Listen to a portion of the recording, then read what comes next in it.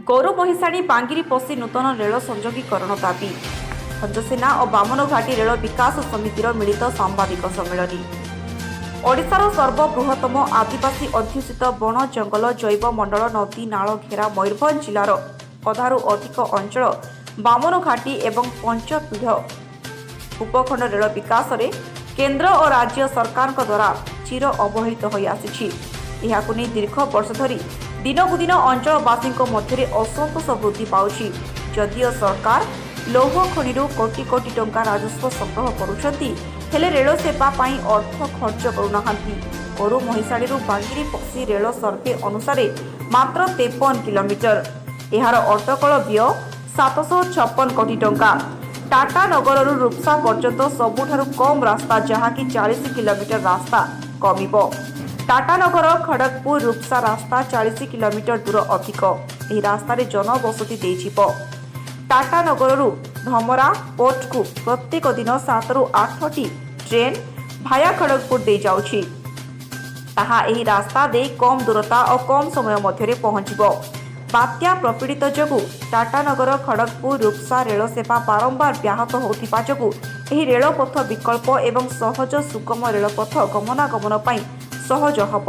Rail संयोगी हेले एहा द्वारा अंचल अर्थनैतिक विकास हब। हेले सरकार टाटा नगर खड़गपुर तृतीय रेलपथ बिछाण नहीं 1430 कोटी टंका खर्च काहीकि करुछंती। ताहा बदल मात्र 756 कोटी टंका खर्च करिबारे टाळटूळ नीति अवलंबन करुछंती। एहाकु नै मयूरभंज जिलार अग्रणी अणराजनैतिक संगठन भंजसेना पक्षरु आसंता अगस्ट 27, 28, 29 तारीख दिन बांगिरी पशीरु गौरु महिषाणी पर्यंत तांकर हजार हजार समर्थकों द्वारा बांगिरी पशी गौरु महिषाणी नूतन रेल बिछाण नहीं उभय केंद्र और राज्य सरकार दृष्टिगोचर को आनिबा पाई एक सचेतनता पदयात्रा करिबो। ଏହି ପଦଯାତ୍ରାକୁ ବାମନଘାଟି रेल विकास समिति पूर्ण प्राण समर्थन करने नहीं आज रायरंगपुर निकटस्थ कुड़ुमी भवन परिसर में अपराह 4 घंटिकार एक मिलित सांबादिक सम्मेलन में गणमाध्यम प्रतिनिधि को सूचना देते। यह सामूहिक दाबी को बामनघाटीवासी पूर्ण समर्थन कर दले दले यह पदयात्रा सामिल हो सरकार दृष्टिगोचर को आनिबारे सहायता हुंतु बोली गणमाध्यम द्वारा निवेदन अनुरोध करथिले।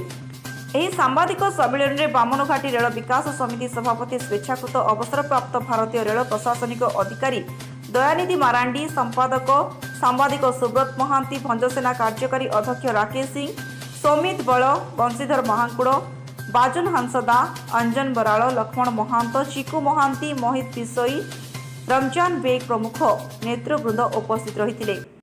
राकेश सिंह कार्यकारी अध्यक्ष भंजसेना यही मास 27 तारीख रु 29 तारीख पर्यंत बांगिरीपुशी गौरु महिषाणी पर्यंत जो रेलवे लाइन हजि जाइछि ताकू जोड़िबा पई भंजसेनार पदयात्रा आरंभ हेबो एवं एई पदयात्रा को समर्थन करी बामनघाटी रेल विकास परिषद आज एक मिलित प्रेस कॉन्फ्रेंस रे जणावछु जे आगामी दिन रे मिलीमिशी की रेलवे रो जो असुविधा अच्छी समस्या अच्छी ताकू दूर करने बामनघाटी रे मिलित भाव में लड़ाई करूँ एवं समस्त को एकत्रित करी मयूरभंज यही डिमांड बामनघाटी रे किभली भाव में रेल हो पार एवं रेल रो विकास हो पार ताकू नहीं आगामी दिन आंदोलन करूँ। धन्यवाद।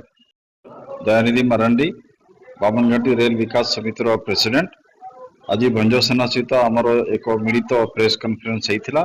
यही प्रेस कॉन्फ्रेंस रो मुख्य उद्देश्य होची आगामी 27 ରୁ 29 तारीख पर्यंत जो पदयात्रा भंजसेना आपनेछि सेइथिरे रेल विकास समिति संपूर्ण भाव सहयोग करिवो एवं आगामी दिन रे दुई संस्था मिसिकी किभली प्रकार रे आम बांगिरीपशी रो गौरमहिषाणी रेल संयोग को एक सफल रूप रे नै आसीबो तापे जनसचेतन उपरे कार्यकारी करिवो।